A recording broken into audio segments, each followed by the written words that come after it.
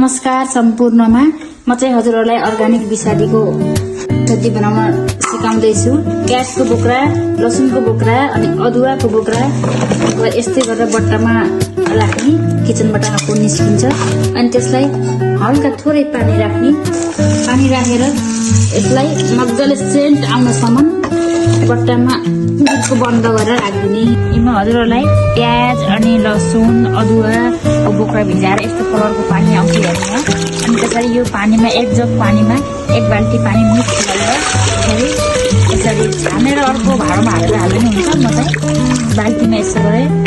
अनि त्यस पछाडि बोट बिरुवाको लागि मैले किरा मार्ने औषधि यस्तो गरेर आफूले खाने तरकारीमा यसरी हालिरहन्छु। यस्तो बनाइरहन्छु म प्रायः जस्तो।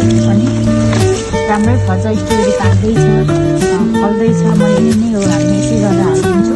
झोल यो बकुल्लामा नि हेर्नु यहाँ यो झोलमाको काम नि गरौँ ल। हेर्नु कति राम्रो भएको छ बकुल्ला।